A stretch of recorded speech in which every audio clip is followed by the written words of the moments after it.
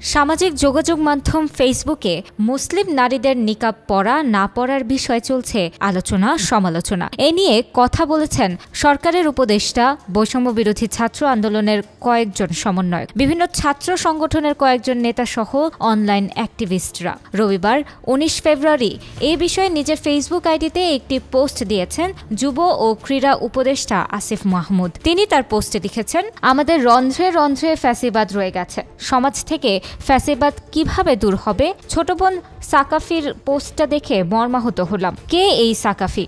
কি ঘটেছে তার সঙ্গে?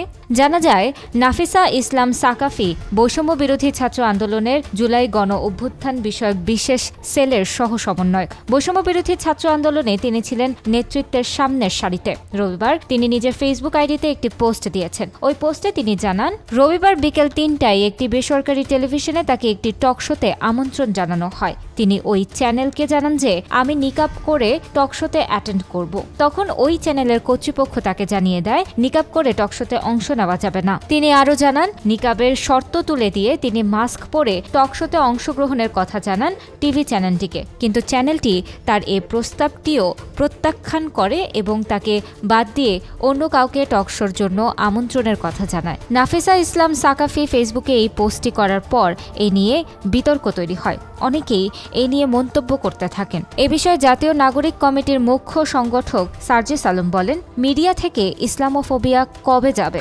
কেউ যদি টি শার্ট পরে টকশো করার স্বাধীনতা পায়, তাহলে নিকাব পরে টকশো করার স্বাধীনতা থাকবে না কেন? এ সময় তিনি উদাহরণ টেনে বলেন, রাজপথের সহযোদ্ধা নাফিসা ইসলাম যদি নিকাব পরে খুনি হাসিনার বিরুদ্ধে রাজপথে নামতে পারে, তাহলে টকশোতে অংশ নিতে পারবে না কেন? বৈষম্য বিরোধী ছাত্র আন্দোলনের সমন্বয়ক রিফাত রশিদ তার ফেসবুক আইডিতে লিখেছেন, আমাদের নিকাব পরা বোনেরা যখন রাজপথে বুকে পেতে নিচ্ছিল, তারা তখন হাসিনার পা চাটার নেশায় বিভোর ছিল। ২৪ পরবর্তী বাংলাদেশে ইসলামোফোবিয়া এবং ধর্মীয় উগ্রবাদিতা দুটোর বিরুদ্ধেই শক্ত প্রতিরোধ গড়ে তোলা হবে।